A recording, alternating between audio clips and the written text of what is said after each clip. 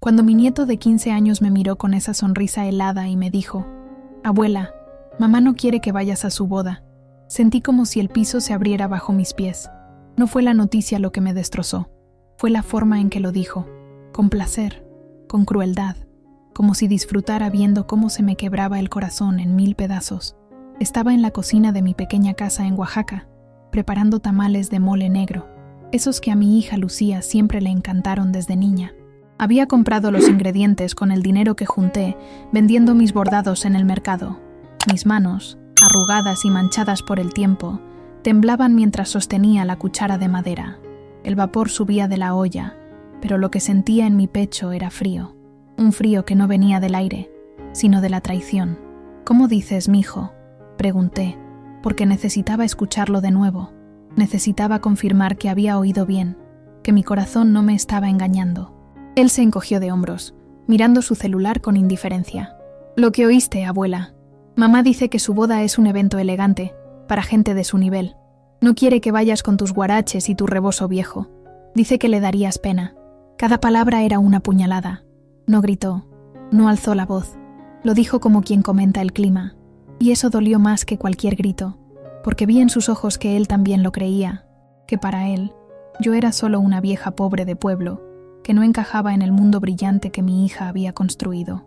Me senté en la silla de madera que mi difunto esposo Ramón hizo con sus propias manos hace 30 años. La misma silla donde amamanté a Lucía, la misma donde le enseñé a leer, la misma donde le curé las rodillas raspadas cuando se caía jugando en el patio. Y ahora, en esa misma silla, recibía la noticia de que no era bienvenida en el día más importante de su vida. «Pero yo soy su madre», susurré, más para mí misma que para él. «Sí, pero ella ya no es esa muchacha de pueblo que tú criaste», respondió Diego, guardando su celular. «Ahora es la doctora Lucía Mendoza de Villarreal. Vive en Polanco. Se va a casar con un empresario. Su mundo es diferente al tuyo». Se fue sin despedirse, sin un abrazo, sin una migaja de compasión. Dejó la puerta abierta, y el viento de octubre entró llevándose el aroma de los tamales y trayendo el olor a tierra mojada. Pero yo no me moví, no pude, porque algo dentro de mí se había roto de una forma que nunca imaginé posible. Miré las fotografías en la pared. Lucía con su uniforme de primaria, Lucía en su graduación de secundaria, Lucía el día que se fue a la Ciudad de México para estudiar medicina. En todas esas fotos, yo estaba a su lado, siempre, pero ahora, en el día más importante de su vida, yo sería borrada, como si nunca hubiera existido. Las lágrimas cayeron sobre mis manos, mezclándose con la masa de los tamales, y en ese momento, mientras el sol se ocultaba detrás de las montañas de Oaxaca, comprendí que había dedicado toda mi vida a una hija que ahora se avergonzaba de mí. Me llamo Esperanza García de Mendoza. Tengo 68 años, y toda mi vida ha transcurrido entre estas calles empedradas de Santa María Atzompa, un pueblito cercano a Oaxaca de Juárez. Nací aquí, me casé aquí, crié a mi hija aquí. Esta tierra roja, estas montañas verdes, este cielo azul intenso, son todo lo que conozco, y nunca me avergoncé de eso, hasta ahora, hasta que mi propia sangre me hizo sentir que mi mundo no vale nada. Mi casa es pequeña, 2 cuartos, una cocina con fogón de leña y un patio donde cultivo hierbas y flores. Las paredes son de adobe, pintadas de azul cielo, con grietas que cuentan historias de terremotos y tormentas. El piso es de cemento sin pulir, frío en las mañanas y tibio por las tardes. No tengo lujos. Mi refrigerador tiene más de 20 años. Mi televisor es de esos antiguos, con antena de conejo, pero todo está limpio, todo está ordenado, todo hecho con amor y dignidad. Me levanto todos los días a las 5 de la mañana, prendo el fogón con leña que compro en el mercado, preparo café de olla con canela y piloncillo. Mientras el agua hierve, salgo al patio a regar mis plantas de albahaca, epazote y hierbabuena. El gallo del vecino canta, los perros ladran a lo lejos, y el pueblo despierta lentamente bajo el sol dorado de Oaxaca. Mi rutina es simple, pero satisfactoria.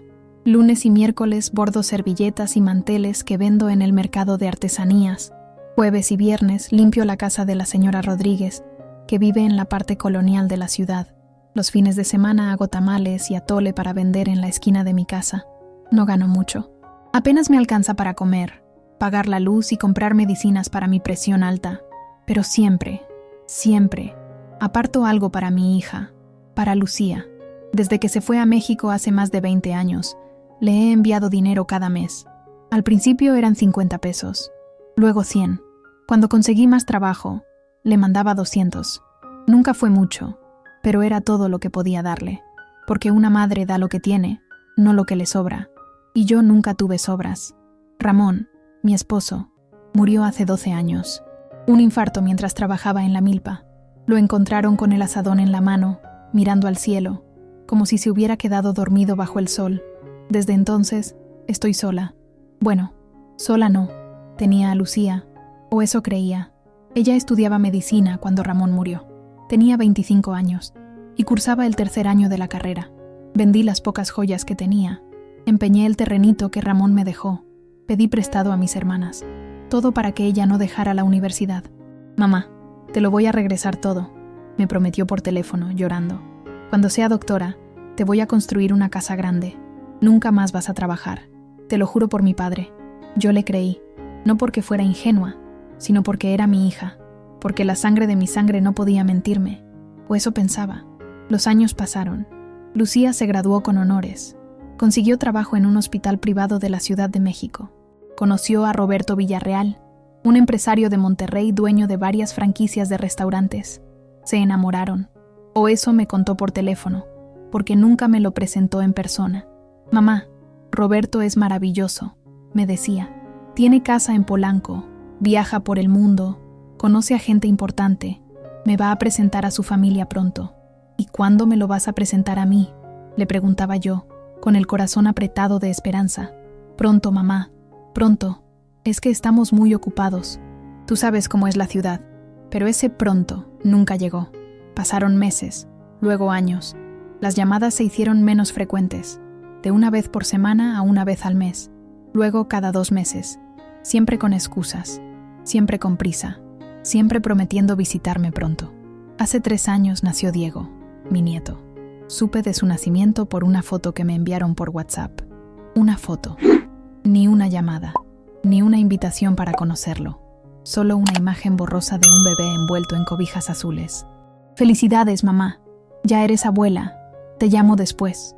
Pero ese después tampoco llegó. Hasta hoy. Hasta que Diego apareció en mi casa, enviado por su madre con un mensaje cruel envuelto en palabras frías.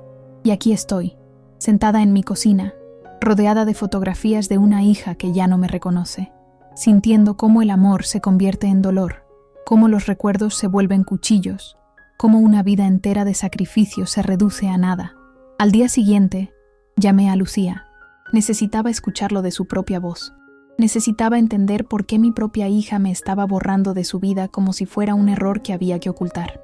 El teléfono sonó 5 veces antes de que contestara. Cuando lo hizo, su voz era fría, profesional, como si estuviera hablando con una paciente molesta en lugar de con su madre. Bueno, Lucía, hija, soy yo, tu mamá. Silencio. Un silencio tan largo que pensé que había colgado. Ah, mamá. Hola. ¿Qué pasó? ¿Qué pasó? Como si yo fuera una desconocida que llamaba para vender algo. Diego vino ayer, dije, tratando de mantener la voz firme. Me dijo que te vas a casar, que no me invitaste a tu boda. Otro silencio, este más incómodo que el anterior. Mamá, mira, es complicado. ¿Complicado? Soy tu madre, Lucía. Te cargué en mi vientre 9 meses. Te crié sola después de que tu padre murió. Vendí todo lo que tenía para que estudiaras. ¿Y ahora soy complicado? No es eso, mamá. Es que la boda va a ser en un lugar muy elegante. El Club Campestre de Polanco.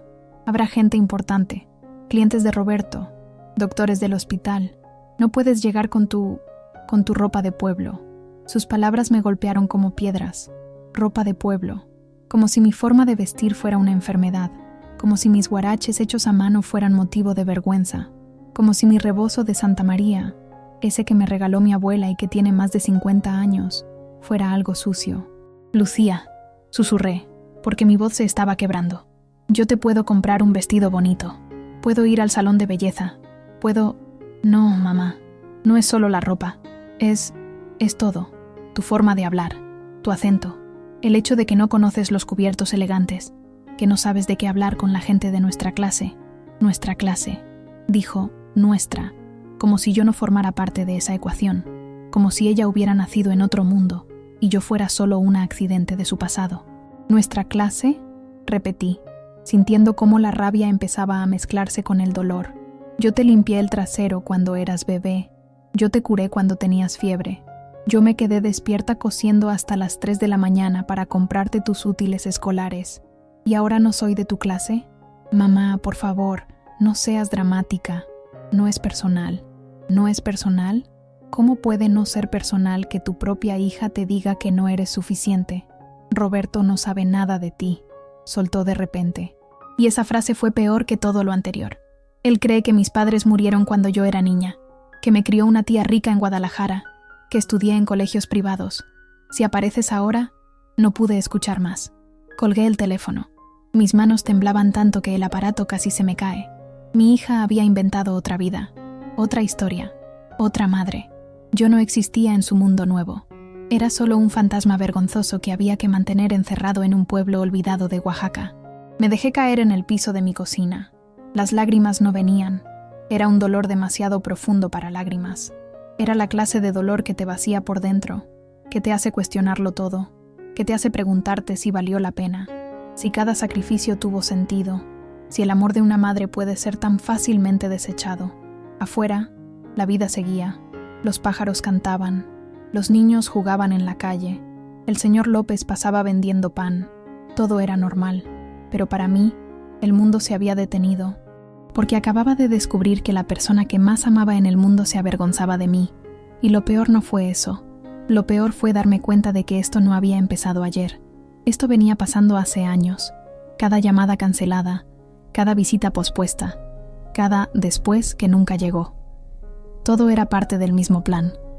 Borrarme lentamente de su vida hasta que yo dejara de existir. Esa noche no pude dormir. Me quedé despierta, mirando el techo de mi cuarto, dejando que los recuerdos me inundaran como un río crecido, porque si mi hija podía olvidar, yo no. Yo recordaba cada momento, cada sacrificio, cada lágrima, cada sonrisa. Lucía nació en marzo de 1982, en este mismo cuarto donde ahora estoy acostada. No tuvimos dinero para el hospital. La partera del pueblo, doña Remedios, me ayudó durante un parto que duró 18 horas. Ramón me sostenía la mano, rezando a todos los santos que conocía. Cuando finalmente escuchamos su llanto, lloramos los dos. Era nuestra niña, nuestra única hija, nuestro milagro.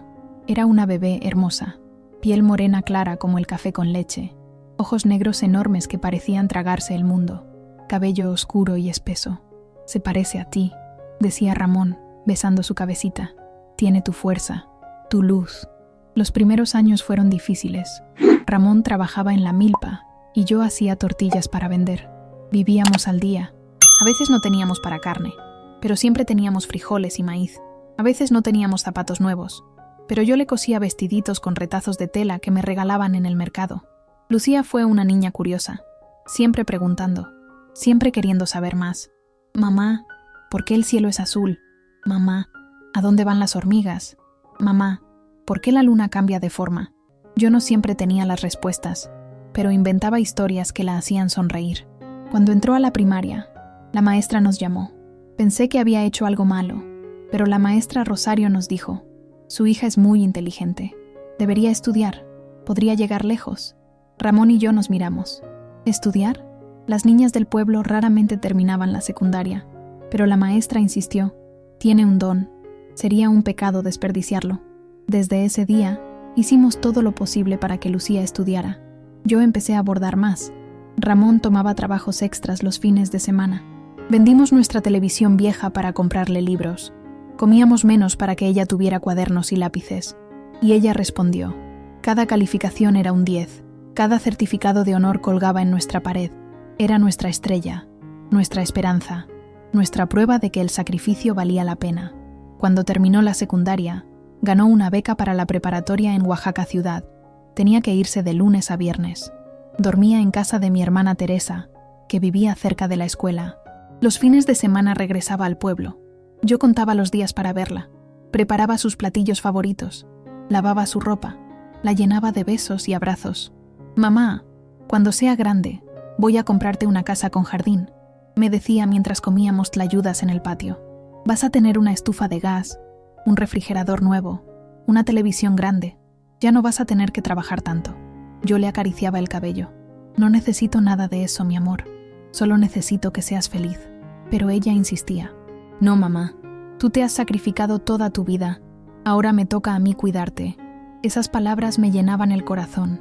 Me hacían sentir que cada amanecer cansada, cada mano lastimada de tanto bordar, cada noche sin cenar para que ella comiera, valía la pena. Cuando terminó la preparatoria, dijo que quería ser doctora. Doctora. La palabra sonaba tan grande, tan lejana. Nadie en nuestra familia había estudiado una carrera, pero Ramón me tomó de la mano y dijo: «Si ese es su sueño, la vamos a apoyar». Vendimos el terrenito que Ramón había heredado de su padre. Con ese dinero pagamos el primer año de universidad, pero no fue suficiente. Necesitaba más. Libros, transporte, comida, renta de un cuarto en México. El dinero se escurría como agua entre los dedos. Entonces Ramón enfermó. Al principio eran dolores en el pecho, luego cansancio, luego le faltaba el aire. «Ve al doctor», le rogaba yo. «Es solo cansancio, vieja. Se me va a pasar», decía él, restándole importancia. Pero no se le pasó. Un martes de agosto, mientras trabajaba en la milpa, se desplomó. Los vecinos lo llevaron corriendo al centro de salud, pero ya era tarde. El doctor dijo que había sido un infarto masivo, que no sufrió, que se fue rápido, pero yo sufrí. Dios, cómo sufrí. Perdí a mi compañero, a mi amigo, al padre de mi hija, al hombre que me prometió amor eterno y cumplió hasta su último aliento. Llamé a Lucía. Estaba en medio de sus exámenes finales del tercer año. «Hija, tu papá murió». Lloró. Me pidió que esperara para el funeral, que llegaría en 2 días. Pero cuando llegó, casi no la reconocí. Traía ropa diferente, peinado diferente. Olía a perfume caro, y aunque lloró en el funeral, sentí que parte de ella ya estaba lejos, muy lejos. «Mamá, voy a dejar la universidad», me dijo después del entierro. «Voy a regresar al pueblo. Voy a trabajar. No puedes sola». «No», le dije con firmeza. «Tu padre dio su vida para que estudiaras. No voy a permitir que lo desperdicies. Vas a regresar a México. Vas a terminar tu carrera. Yo me las arreglo». «Pero mamá», «Nada de peros. Esto no es negociable». Y así fue. Vendí todo lo que teníamos de valor. Las pocas joyas de oro que Ramón me había regalado en nuestros aniversarios, el reloj de plata de mi padre, los aretes de perla de mi abuela. Pedí prestado a mis hermanas. Empeñé lo que pude. Lucía terminó su carrera. Se graduó con honores. Consiguió trabajo. Empezó a ganar bien. Y yo esperaba. Esperaba que cumpliera sus promesas, que me trajera a vivir con ella, que me cuidara como yo la cuidé. Pero las promesas se fueron diluyendo. Las llamadas se espaciaron. Las visitas nunca llegaron. Y ahora, después de todo, descubría que yo era un estorbo, una vergüenza, un error que había que ocultar. 2 semanas después de esa llamada devastadora, recibí un sobre Manila por mensajería. El cartero me lo entregó con una sonrisa. «Viene de México, señora Esperanza. Debe ser de su hija». Abrí el sobre con manos temblorosas, esperando tal vez una carta de disculpa, una invitación a la boda, algo que me dijera que había sido un malentendido, que mi hija todavía me amaba. Pero no era nada de eso. Era un documento legal, 3 páginas escritas en lenguaje formal que apenas entendía. Pero entendí lo suficiente. Entendí las palabras cesión de derechos, propiedad, renuncia, mi casa, la casa que Ramón construyó con sus propias manos, la casa donde nací, donde me casé, donde crié a mi hija. Estaba a nombre de Lucía. Yo nunca lo supe. Ramón la había puesto a nombre de ella para asegurar su futuro, pensando que así estaría protegida si algo nos pasaba. Y ahora Lucía quería que yo firmara un papel donde renunciaba a vivir aquí, donde aceptaba mudarme a un asilo en la ciudad, donde cedía la casa para que ella pudiera venderla. «Es por tu bien, mamá», decía una carta adjunta escrita a máquina, sin siquiera la calidez de su letra manuscrita. «Ya estás vieja para vivir sola. El asilo San Francisco es bonito. Tendrás compañía, atención médica. Es mejor para ti, mejor para mí», como si ella supiera que era mejor para mí. como si arrancarme de mi tierra, de mis recuerdos, de mi vida, fuera un acto de bondad. La carta continuaba. La casa necesita reparaciones que no te puedes permitir. Si la vendemos, podré invertir ese dinero para tu cuidado en el asilo. Roberto dice que es la decisión más inteligente. Roberto.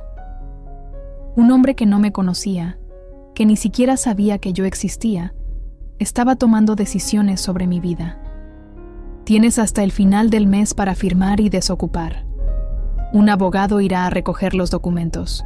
Por favor, no hagas esto más difícil de lo necesario. Por favor, no hagas esto más difícil. Como si yo fuera la problemática. Como si yo fuera la que estaba siendo irracional. Me senté en el piso de mi sala. El sobre cayó de mis manos. Las 3 páginas se esparcieron a mi alrededor como hojas muertas. Y en ese momento, algo dentro de mí se rompió completamente. No eran solo mis sueños los que se estaban haciendo pedazos. Era mi dignidad, mi humanidad. Todo lo que yo era se estaba reduciendo a un estorbo legal que había que eliminar con eficiencia. Lloré como no había llorado desde la muerte de Ramón. Lloré por la niña que cargué en mis brazos, por la adolescente que me prometió cuidarme, por la hija que inventó, por la madre que fui, por la mujer que soy y que no vale nada para la persona que más amo. Los vecinos escucharon mis sollozos. Doña Carmen tocó a la puerta. Esperanza, ¿estás bien? No abrí. No podía dejar que nadie me viera así. Destruida, vacía, inútil. Pasé 3 días sin salir de casa, sin comer, sin bañarme, solo acostada en mi cama, mirando las grietas del techo, preguntándome dónde me había equivocado, en qué momento mi amor de madre se convirtió en algo que mi hija quería olvidar. El 4.º día, tocaron a la puerta. Pensé que era doña Carmen otra vez, pero era Diego, mi nieto. «Vengo a ver si ya firmaste los papeles», dijo sin saludar. Entró como si la casa ya fuera suya. Miró alrededor con desprecio. «Dios, este lugar huele a viejo. Mamá tiene razón. No puedes seguir viviendo aquí. ¿Tu mamá te mandó? Obvio. Dice que eres terca, que no entiendes lo que es bueno para ti». Se dejó caer en mi sofá, que se hundió bajo su peso adolescente. Sacó su celular y empezó a jugar. «Mira, abuela, solo firma y ya. Mamá te va a dar 1,000 pesos al mes en el asilo. Es más de lo que tienes ahora. 1,000 pesos. El precio de mi vida. El valor de 40 años de sacrificio. Dile a tu madre que no voy a firmar», dije con una voz que no reconocí como mía. Era fría, dura. «Esta es mi casa. Aquí me voy a quedar». Diego levantó la vista de su teléfono, sorprendido. «¿En serio? Abuela, mamá puede sacarte a la fuerza. La casa es legalmente suya. Que lo intente». Se rió. Una risa cruel que me recordó tanto a su madre que me dolió el pecho. «Estás loca, vieja. Totalmente loca». Se levantó y caminó hacia la puerta. Antes de salir, se volteó. «Por cierto, la boda es el próximo sábado. Mamá me dijo que te dijera que si te atreves a aparecer, va a llamar a la policía. Que te va a acusar de acoso». Y se fue, dejándome con esas palabras envenenadas flotando en el aire de mi cocina. Acoso. Querer estar en la boda de mi hija era acoso. Me dejé caer en la silla y miré las fotografías en la pared. Todas esas imágenes sonrientes de una niña feliz, de una madre orgullosa. Todo era mentira. O tal vez no. Tal vez esos momentos fueron reales, pero ya no importaban. Porque el presente había borrado el pasado. Porque el amor puede morir. Porque los hijos pueden olvidar. Y en ese momento, algo cambió dentro de mí. No fue rabia, no fue venganza, fue claridad, fría y cortante como un cuchillo afilado. Mi hija me quería fuera de su vida. Quería mi casa, quería mi silencio, quería que yo desapareciera como si nunca hubiera existido. Pero yo no iba a desaparecer, no todavía, porque si algo me había enseñado la vida, era que una mujer de pueblo, una mujer que ha sobrevivido a la pobreza, a la viudez, al olvido, es mucho más fuerte de lo que parece. Y yo apenas estaba comenzando a recordar quién era. Esa noche, después de que Diego se fue, no lloré. Las lágrimas se habían secado. En su lugar, había algo nuevo, algo que no había sentido en años, algo que se parecía peligrosamente a la furia, pero más frío, más calculado. Me senté frente a la mesa de la cocina y leí los documentos legales una y otra vez. Esta vez, No me dejé abrumar por las palabras técnicas. Esta vez busqué los detalles, las fechas, los nombres, las cláusulas pequeñas escritas en letra diminuta. Y entonces lo vi, un párrafo en la segunda página que cambió todo. La propiedad ubicada en calle Hidalgo Preparaco 47, Santa María Atzompa, pasó a nombre de Lucía Mendoza García mediante escritura 47 el 15 de agosto de 2012, con la condición de usufructo vitalicio para Esperanza García de Mendoza. Usufructo vitalicio. Tuve que buscar el término en el diccionario que me regaló la maestra Rosario hace 30 años. Significa que aunque la casa estuviera a nombre de Lucía, yo tenía derecho a vivir aquí hasta mi muerte. Ramón lo había arreglado así. Mi esposo sabía que Lucía tendría la propiedad, pero me protegió. Me aseguró un lugar en el mundo incluso después de su muerte. Mi hija lo sabía, tenía que saberlo, y aún así, me estaba pidiendo que renunciara a ese derecho, que firmara voluntariamente mi destierro, pero yo no iba a firmar. A la mañana siguiente, me levanté antes del amanecer. Me bañé con agua fría del tambo. Me puse mi mejor vestido de domingo, el azul con flores bordadas que yo misma hice. Me trencé el cabello, me puse mi rebozo, me calcé mis guaraches y caminé hasta el centro de Oaxaca, 3 horas de camino bajo el sol de noviembre. Pero no me importó, porque tenía un propósito. Llegué a la oficina de don Alfonso Reyes, el abogado del pueblo. Lo conocía desde niña. Era hijo de la comadre de mi madre. Un hombre honesto que nunca olvidó de dónde venía, aunque ahora tenía oficina en la ciudad. Esperanza. Me saludó con sorpresa y calidez. ¿Qué te trae por aquí? Le mostré los documentos. Se los puso sobre su escritorio de madera oscura y comenzó a leerlos con atención. Vi cómo sus cejas se fruncían mientras avanzaba en la lectura. Después de unos minutos que se sintieron eternos, se quitó los lentes y me miró con una mezcla de tristeza y enojo. Esto es un abuso, Esperanza. Tu hija está tratando de engañarte. Lo sé, dije con calma. Por eso vine. Necesito saber cuáles son mis derechos. Don Alfonso pasó la siguiente hora explicándome cada detalle. La casa era legalmente mía para vivir hasta mi muerte. Nadie podía obligarme a salir. El documento que Lucía me pedía firmar era una trampa legal. Si yo firmaba, renunciaba a todo. Quedaría en la calle. Y el dinero de la venta nunca llegaría a mí, sin importar lo que la carta prometiera. ¿Puedo detener la venta?, pregunté. No solo puedes detenerla, puedes hacer mucho más. Don Alfonso se reclinó en su silla. Esperanza, ¿tienes pruebas de todo el dinero que le enviaste a tu hija durante estos años? Pensé en las libretas donde anotaba cada peso que le mandaba, en los recibos de las transferencias bancarias que guardaba en una caja de galletas, en las cartas donde ella me pedía dinero, y yo se lo enviaba sin pensarlo. Tengo todo, dije. Entonces hay algo que debes saber. Legalmente, todo ese dinero fue un préstamo familiar, y puede ser exigido de regreso. Las palabras flotaron en el aire como mariposas doradas. Préstamo. Dinero que se puede exigir. Todo lo que di, todo lo que vendí, todo lo que sacrifiqué. No era solo amor. Era una deuda que mi hija tenía conmigo. ¿Cuánto crees que fue?, preguntó don Alfonso. Hice cálculos mentales.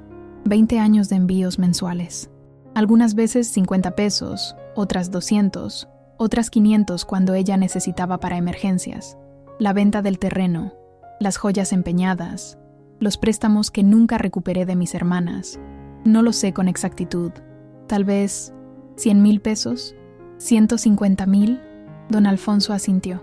Con intereses y ajuste por inflación, podríamos estar hablando de 300,000 pesos o más.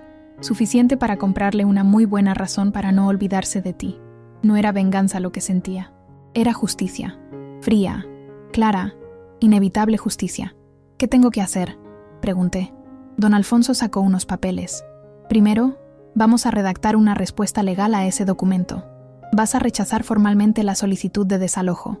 Segundo, vamos a preparar una demanda de restitución de préstamos familiares. Y tercero, hizo una pausa, mirándome con seriedad. Tercero, vamos a investigar un poco sobre tu hija y su futuro esposo. Porque algo me dice que si ella está tan desesperada por esconderte, tal vez haya más cosas que está ocultando. Salí de esa oficina 3 horas después con documentos bajo el brazo y algo que no había sentido en semanas: esperanza. no la esperanza del nombre que mis padres me dieron, sino esperanza real, la certeza de que no estaba indefensa, de que no era solo una vieja ignorante de pueblo que podía ser descartada sin consecuencias. Esa noche saqué todas mis libretas, todas mis notas, todos los recibos que había guardado religiosamente durante 20 años. Los extendí sobre la mesa de la cocina y comencé a sumar cada peso, cada centavo, cada sacrificio convertido en números. Cuando terminé, eran las 3 de la mañana, y la cifra final me dejó sin aliento. 184,000 pesos. Más de lo que había imaginado. Casi 200,000 pesos que le había enviado a mi hija durante 2 décadas. Dinero que saqué de mis manos cansadas, de mis noches sin dormir, de mi estómago vacío. Pero los números eran solo una parte. Don Alfonso tenía razón. Había algo más. Lucía no solo me estaba ocultando por vergüenza. Había pánico en su voz durante esa llamada. Miedo real de que yo apareciera en su boda. ¿Por qué? ¿Qué más estaba escondiendo?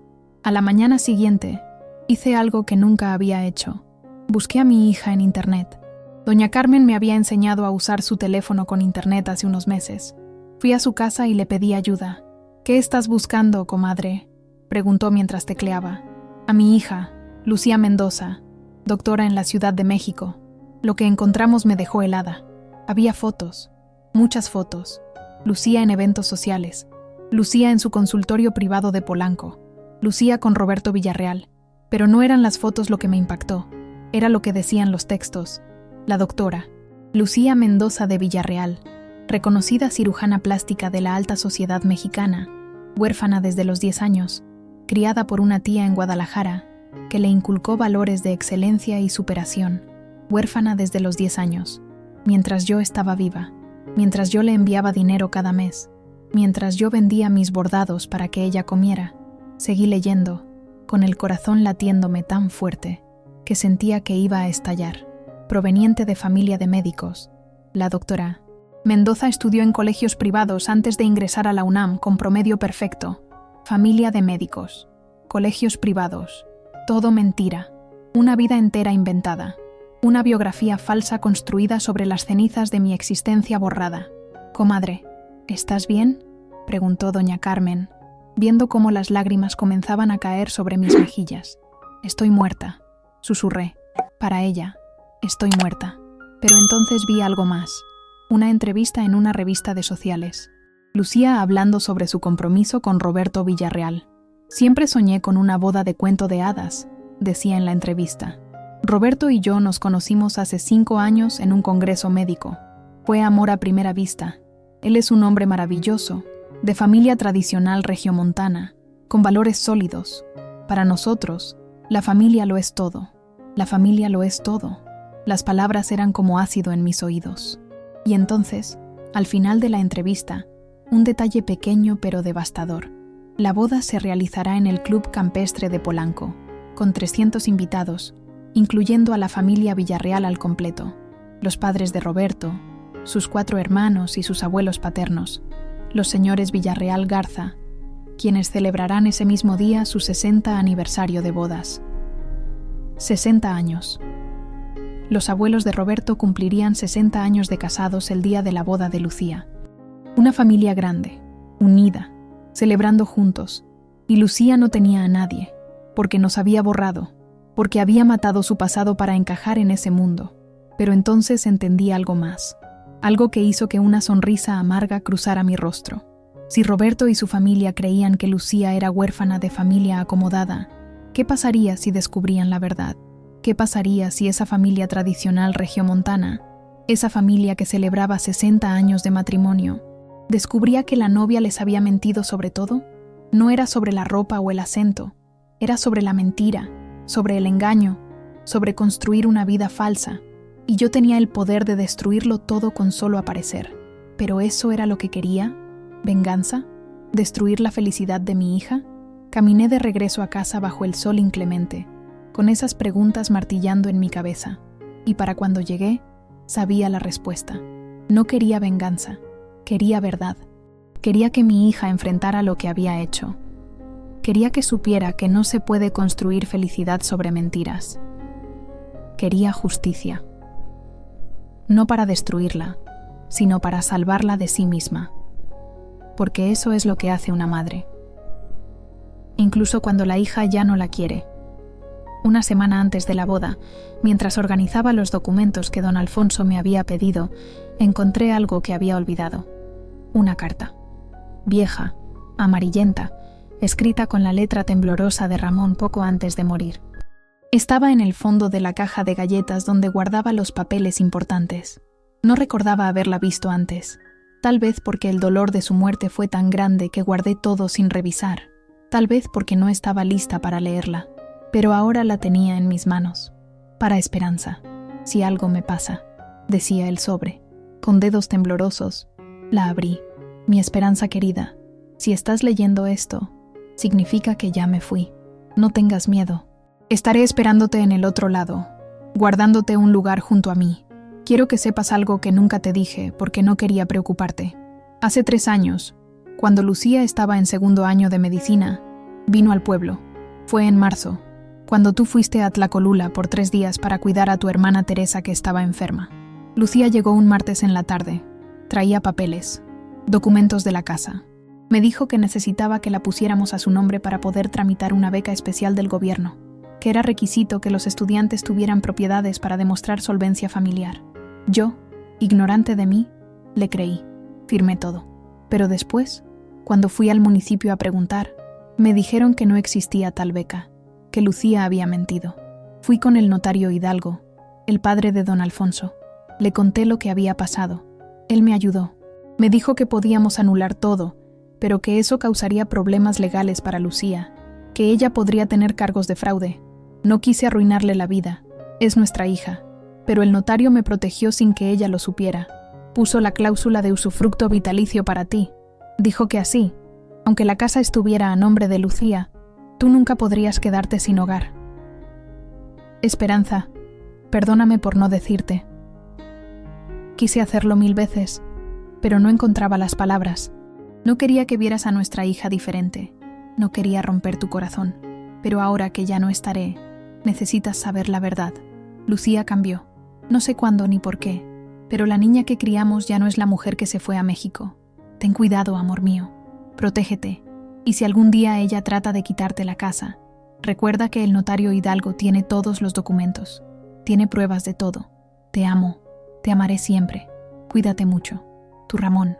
La carta cayó de mis manos. Mi visión se nubló. El mundo giró. Lucía había engañado a su padre. Lo había usado. Había falsificado necesidades para robarle la casa mientras él todavía vivía. Y Ramón, mi noble Ramón, la había perdonado. La había protegido. Había cargado con ese dolor solo para no hacerme sufrir. Pero lo peor no era eso. Lo peor era que Ramón sabía que algo estaba mal con nuestra hija. Sabía que la persona que enviamos a la ciudad no era la misma que regresaba. Y había tratado de protegerme incluso desde la tumba. Lloré por Ramón, que murió llevando ese secreto. Lloré por la Lucía que había sido. Lloré por la madre ingenua que fui, que no vio las señales. Pero después de las lágrimas vino la claridad. Al día siguiente, fui a ver a don Alfonso. Le mostré la carta. Él la leyó en silencio. Cuando terminó, se frotó la cara con las manos. Mi padre me habló de este caso antes de morir. Me dijo que cuidara de ti si algo pasaba, que tu hija era peligrosa. ¿Peligrosa? Esperanza, tu hija no solo mintió sobre la beca. Cuando mi padre investigó, descubrió que ella había intentado el mismo truco con otras 3 familias de estudiantes en Oaxaca. Convenció a padres pobres de poner propiedades a nombre de sus hijos para becas. 2 de esas familias perdieron sus casas. La tercera alcanzó a detenerla. Me quedé sin aire. ¿Por qué? ¿Por qué haría eso? Dinero. Vendía las propiedades a través de un intermediario. Ganaba comisiones. Era un negocio para ella. Mi padre la confrontó. Le dijo que si no devolvía las propiedades, la denunciaría. Ella paró, pero el daño ya estaba hecho. Una estafadora. Mi hija era una estafadora. Y yo sin saberlo. ¿Tienes pruebas de esto?, pregunté con voz temblorosa. Don Alfonso asintió. Mi padre documentó todo. Testimonios. Documentos. Está en los archivos del despacho. Nunca se presentaron cargos porque las familias tenían miedo. Eran pobres. Ella era estudiante de medicina en la capital. ¿Quién les iba a creer? Yo les creo, dije. Esperanza, ¿Qué quieres hacer con esta información? Respiré profundo. Quiero hablar con ella. Quiero que sepa que lo sé todo. Quiero que mire a los ojos a la madre que engañó y me diga por qué. Don Alfonso dudó. Ella puede ser peligrosa. Puede reaccionar mal. No me importa. Es mi hija. Y antes de que se case construyendo su felicidad sobre mentiras, merece saber que las mentiras tienen consecuencias. Esa noche, llamé a Lucía. No contestó. Le mandé un mensaje de WhatsApp. Hija, necesito hablar contigo antes de tu boda. Es importante. Voy a ir a México. La respuesta llegó 3 horas después. Mamá, ya te dije que no vengas. Por favor, no hagas esto más difícil. Escribí de nuevo. Encontré la carta de tu padre. Sé lo que hiciste. Sé lo de la casa. Sé lo de las otras familias. O hablas conmigo o hablo con Roberto. Punto azul. Estaba leyendo. Los 3 puntos aparecieron y desaparecieron varias veces. Estaba escribiendo. Borrando. Escribiendo de nuevo. Finalmente. ¿Qué quieres? ¿Dinero? ¿Cuánto? Esas palabras me rompieron lo que quedaba de corazón. Creía que la estaba chantajeando. Creía que todo era por dinero. Quiero hablar. Solo eso. Nos vemos el viernes en México. Tú decides dónde. O el sábado, en tu boda. Hablo con toda tu familia nueva. Esta vez la respuesta fue inmediata. Café Viena en Polanco. Viernes 2 p.m. Ven sola. Guardé el teléfono. Mi corazón latía tan fuerte que podía escucharlo en el silencio de la noche. En 3 días, vería a mi hija por primera vez en 3 años. Y esta vez, no iba como la madre suplicante. Iba como la mujer que conocía toda la verdad. La mujer que tenía el poder de destruir todo lo que Lucía había construido con mentiras. Pero no iba a destruir. Iba a salvar. Porque eso es lo que hacen las madres. Incluso cuando duele. Incluso cuando cuesta todo. El viernes por la mañana me levanté antes del amanecer. Me bañé con cuidado. Me puse mi mejor vestido, el que había guardado para ocasiones especiales. Era de color azul marino, sencillo pero digno. Me peiné el cabello en un chongo apretado. Me puse mis aretes de plata, los que Ramón me regaló en nuestro 20º aniversario. Me miré al espejo. Una mujer de 68 años me devolvió la mirada. Arrugas profundas alrededor de los ojos, manos trabajadas, marcadas por el tiempo y el esfuerzo, canas que había dejado de teñir hace años. Pero había algo diferente en mis ojos. Ya no era la mirada asustada de hace un mes. Era la mirada de alguien que sabe quién es, de alguien que ya no tiene miedo. Doña Carmen me acompañó a la estación de autobuses. Me abrazó fuerte. Ten cuidado, comadre. Esa ciudad come gente. Yo ya fui comida, respondí. Ya no queda nada que me puedan quitar. El viaje a Ciudad de México duró 6 horas. 6 horas mirando por la ventana cómo Oaxaca se quedaba atrás, cómo las montañas verdes daban paso a campos secos, cómo el paisaje cambiaba igual que había cambiado mi vida. Llevaba conmigo una bolsa de tela. Dentro estaban todos los documentos, las libretas con las cuentas, los recibos, la carta de Ramón, los papeles que don Alfonso me había preparado, y algo más, fotografías. Fotografías de Lucía de niña, fotografías de nosotras juntas, fotografías de una vida que ella había decidido olvidar. Llegué a la Ciudad de México a la 1 de la tarde. El ruido me golpeó primero. Claxones, gritos, miles de voces hablando al mismo tiempo. El aire olía diferente, a humo, a prisa, a gente que no tiene tiempo. Tomé el metro siguiendo las instrucciones que don Alfonso me había dado. Me sentí pequeña en medio de tanta gente, perdida en un mar de rostros que no me miraban. Invisible. Así es como mi hija me quiere, pensé. Invisible. Llegué a Polanco 40 minutos antes de la cita. Caminé por las calles limpias, mirando los edificios altos, las tiendas elegantes, los autos caros. Este era el mundo de Lucía, un mundo donde yo no cabía, un mundo construido sobre mi olvido. El Café Viena estaba en una esquina, vidrios grandes, mesas de mármol, meseros con uniforme. Respiré profundo y entré. ¿Tiene reservación, señora?, preguntó un joven en la entrada, mirándome de arriba a abajo con apenas disimulado desdén. Vengo a ver a la doctora Lucía Mendoza. Su expresión cambió inmediatamente. Por supuesto. La doctora ya está aquí. Permítame acompañarla. Me llevó hasta una mesa en el fondo.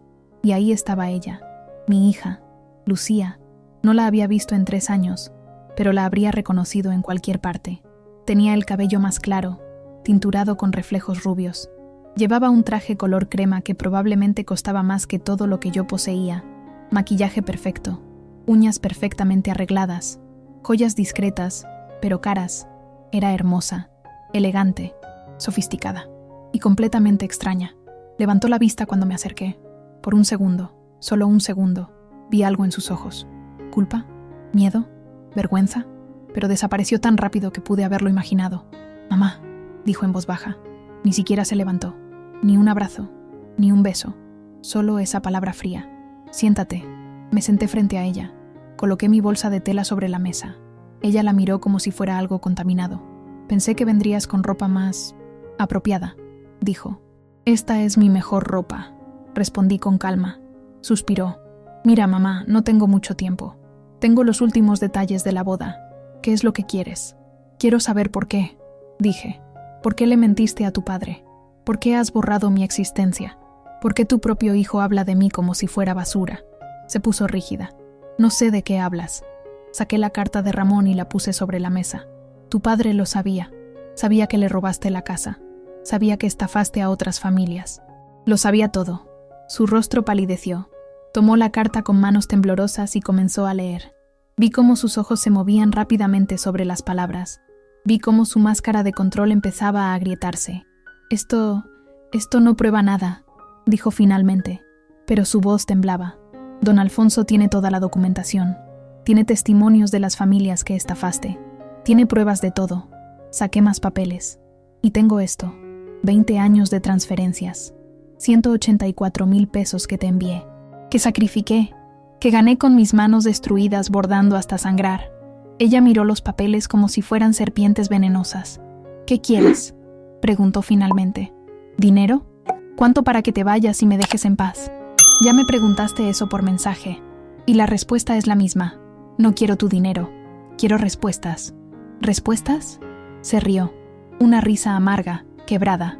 «¿Qué quieres que te diga? ¿Que me avergüenzo de ser hija de una campesina pobre? ¿Que pasé toda mi infancia usando ropa usada mientras las otras niñas tenían cosas nuevas? ¿Que me cansé de ser la pobrecita del salón?» Sus palabras eran cuchillos, pero yo no me moví. «Esa pobrecita te dio todo. Me diste pobreza. Me diste limitaciones. Me diste un futuro de mierda del que tuve que escapar». Se inclinó hacia adelante, sus ojos brillando con algo oscuro. «¿Sabes lo que tuve que hacer para llegar donde estoy? Los sacrificios que tuve que hacer, las humillaciones que tragué, y ahora finalmente tengo la vida que quiero. Una vida donde nadie me mira con lástima, donde soy la doctora Mendoza, no la hija de la costurera. La hija de la costurera te dio educación, te dio amor, te dio vida. Me diste nada». Se levantó, la silla raspando contra el piso. Varias personas voltearon a vernos. Ella bajó la voz, pero el veneno seguía ahí.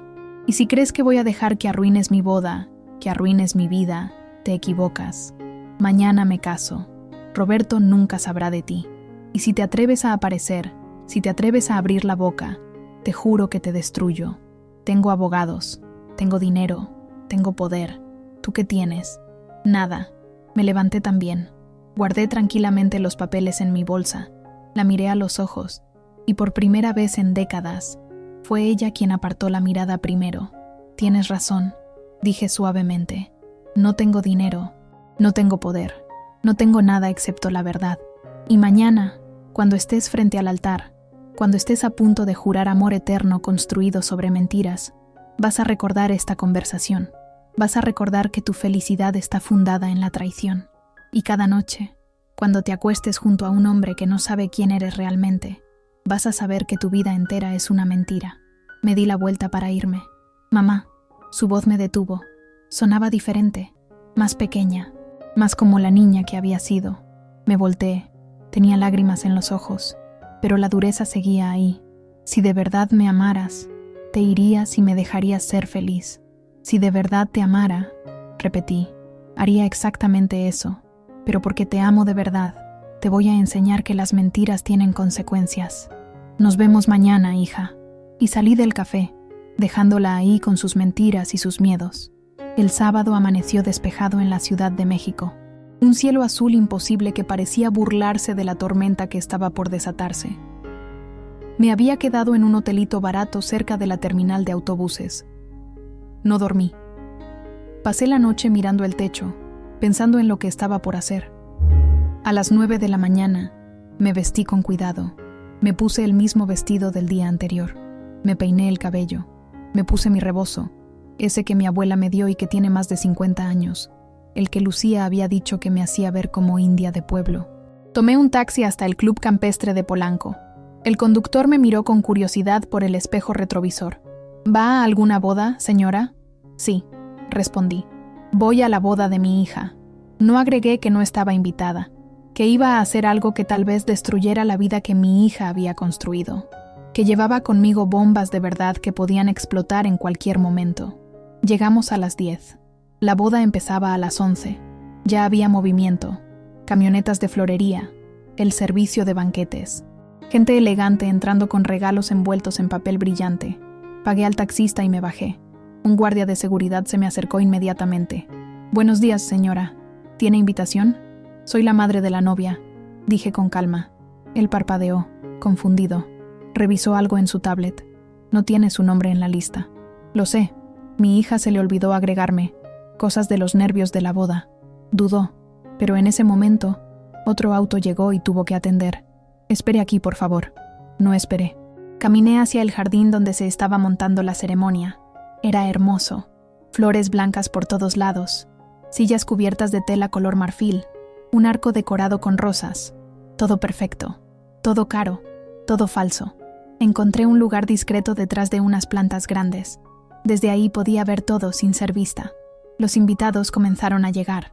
Gente elegante, trajes caros, vestidos de diseñador, joyas que brillaban bajo el sol, risas refinadas, conversaciones en voz baja. Vi a un grupo familiar que destacaba. Un hombre mayor de traje gris, cabello blanco, porte militar. Una mujer elegante a su lado.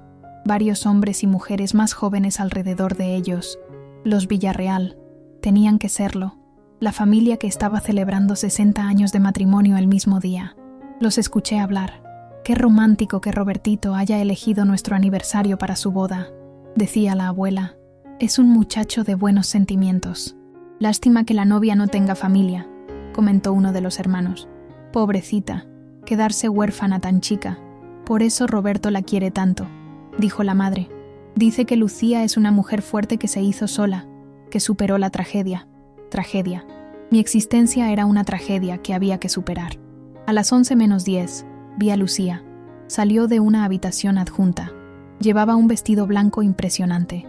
Encaje, pedrería, una cola que se arrastraba 3 metros detrás de ella. El velo cubría su rostro. Parecía una princesa de cuento. Y estaba temblando. Diego caminaba a su lado, elegante en su smoking. Él iba a entregar a su madre, ya que ella no tenía padre. O eso creían todos. La música comenzó. Los invitados se pusieron de pie. Lucía comenzó a caminar por el pasillo central del brazo de su hijo, y yo salí de mi escondite. Caminé por el lateral del jardín, despacio, con dignidad, mi rebozo ondeando ligeramente con la brisa, mis guaraches haciendo un sonido suave contra el pasto. Los primeros en notarme fueron los invitados de las últimas filas. Vi cómo se volteaban, cómo murmuraban, cómo se preguntaban quién era esa mujer de pueblo que caminaba hacia el altar. Lucía seguía avanzando, sin verme aún, pero Diego sí me vio. Su rostro palideció. Trató de decirle algo a su madre, pero ella estaba concentrada en no tropezar con su vestido. Llegué al frente justo cuando Lucía llegaba al altar.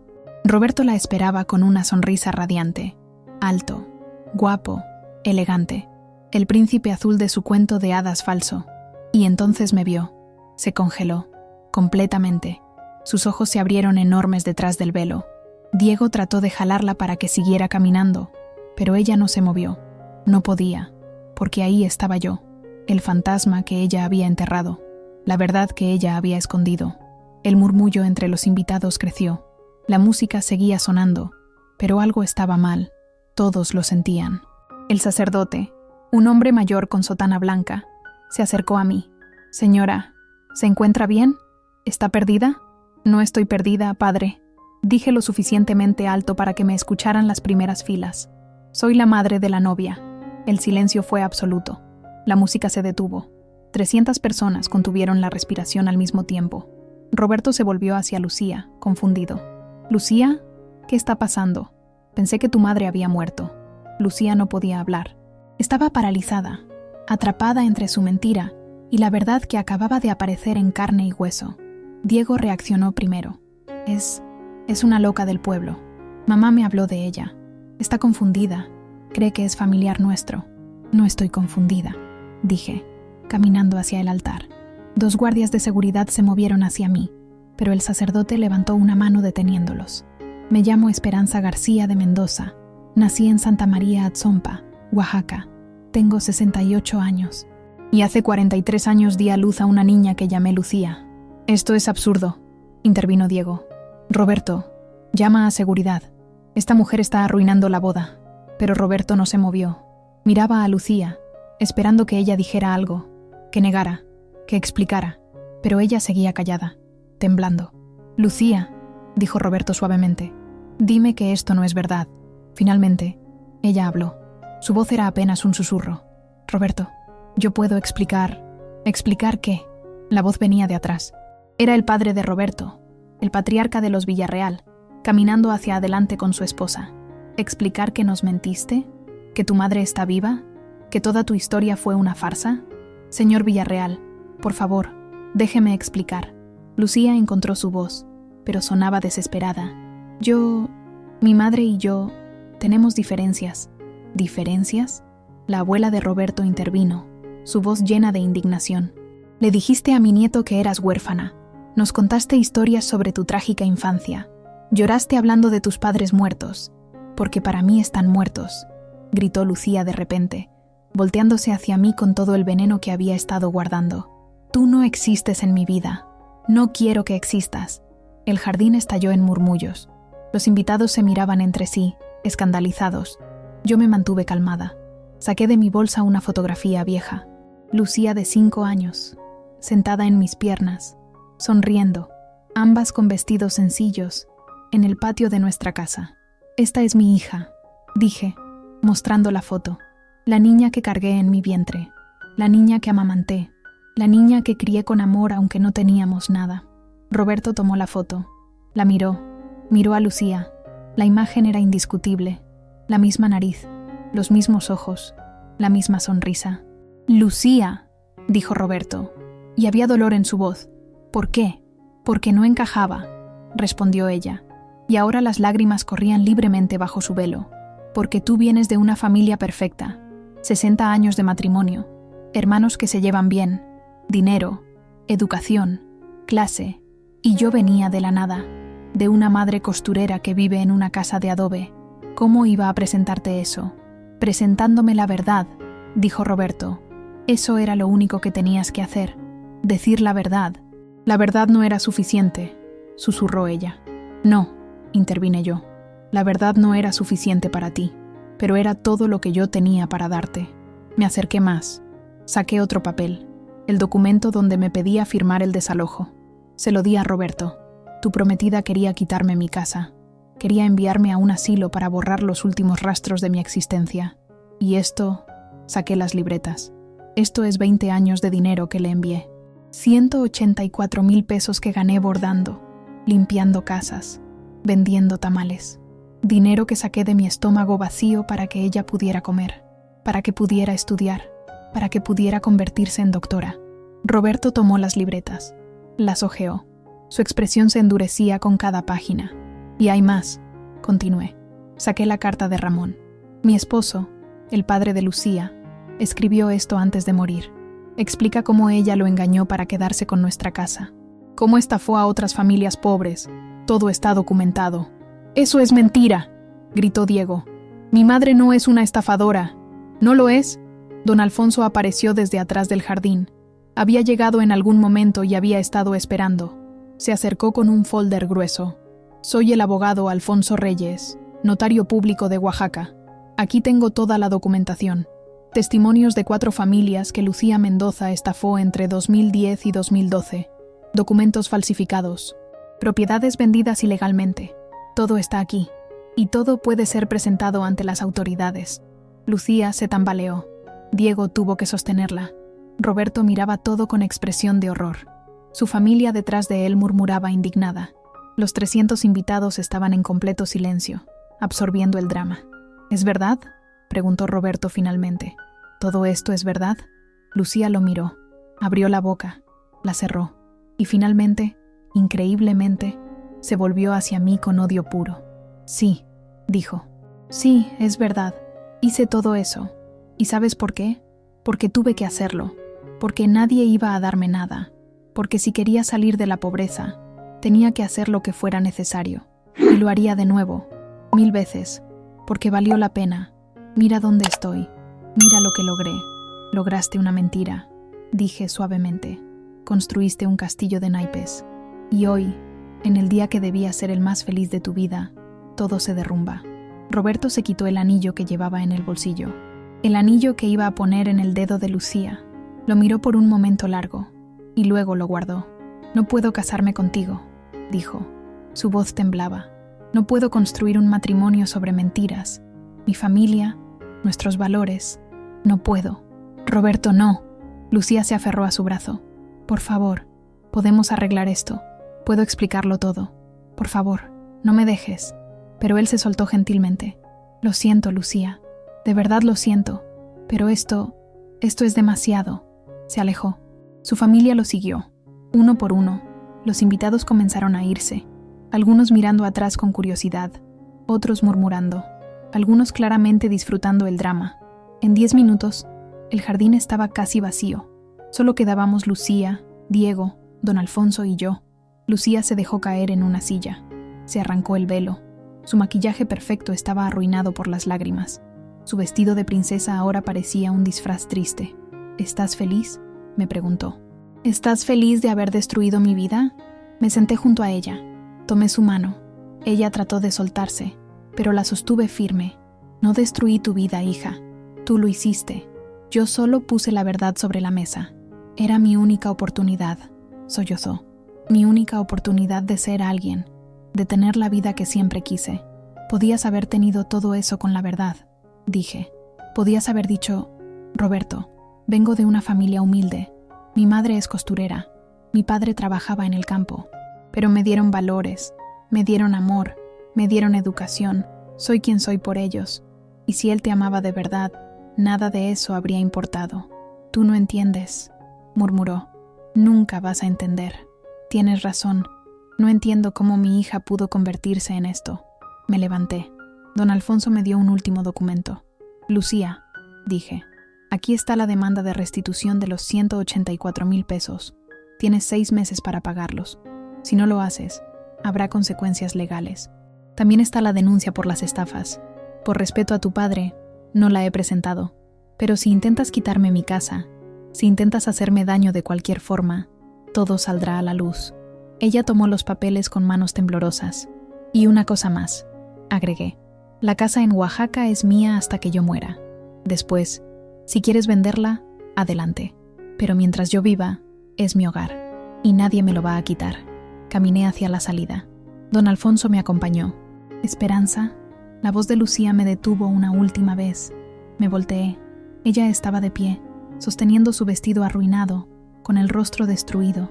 Y por un momento, solo un momento, vi a mi niña, a la Lucía de 5 años que se abrazaba a mi cuello, a la adolescente que soñaba con ser doctora, a la joven que me prometió cuidarme siempre.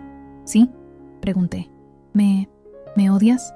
La pregunta flotó entre nosotras como un pájaro herido. No, dije finalmente. No te odio. Te amo. Siempre te voy a amar. Pero ya no voy a dejar que me destruyas con tu vergüenza. Ya no voy a permitir que me borres. Existo. Soy tu madre. Y aunque tú renuncies a mí, yo nunca voy a renunciar a lo que soy. Y me fui.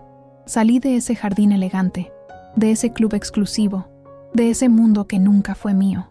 Don Alfonso me acompañó a la terminal de autobuses. No hablamos mucho. No hacía falta. Antes de subir al autobús de regreso a Oaxaca, me abrazó. Fuiste muy valiente. No fui valiente, respondí. Solo dejé de ser cobarde. El autobús salió de la Ciudad de México cuando el sol comenzaba a ocultarse. Miré por la ventana cómo la ciudad se hacía pequeña detrás de mí. Todas esas luces, todo ese ruido, todo ese mundo que no me quería. Y me di cuenta de que yo tampoco lo quería.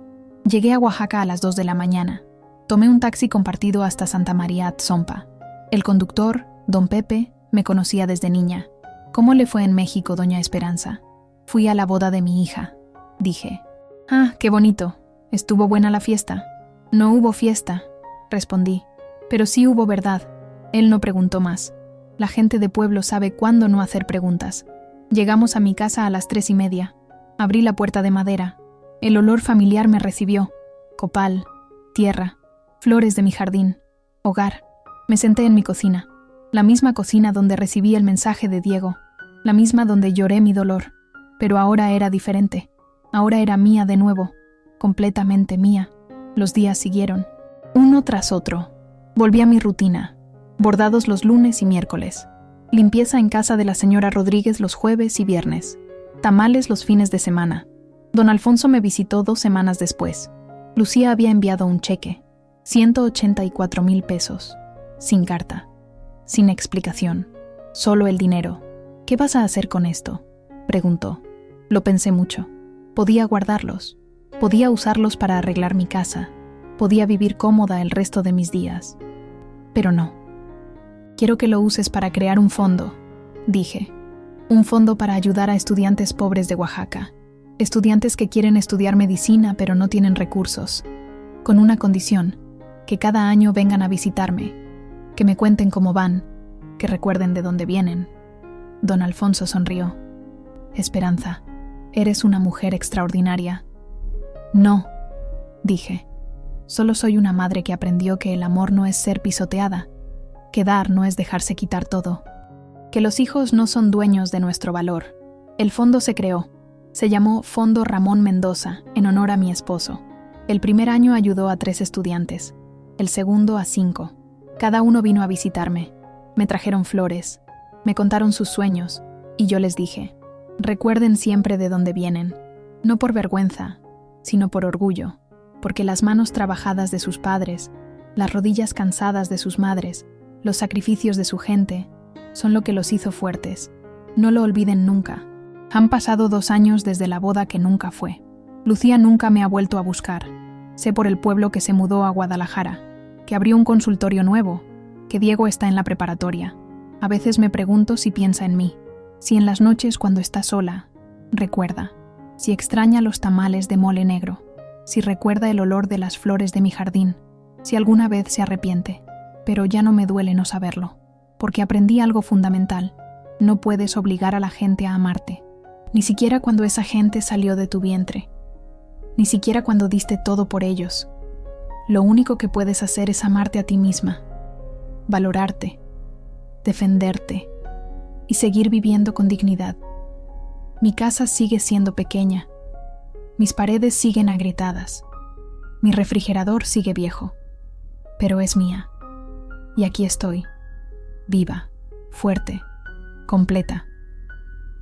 Esta mañana, mientras regaba mis plantas, una mariposa amarilla se posó en mi mano.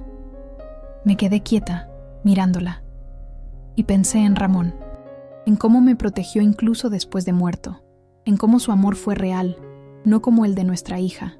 Gracias, susurré al viento. Gracias por enseñarme que merezco respeto, que merezco verdad, que merezco amor. La mariposa voló, el gallo del vecino cantó, los niños comenzaron a jugar en la calle, y yo seguí regando mis plantas, porque la vida continúa, incluso después del dolor, incluso después de la traición, incluso después de que te rompen el corazón. La vida continúa, y tú puedes elegir cómo vivirla.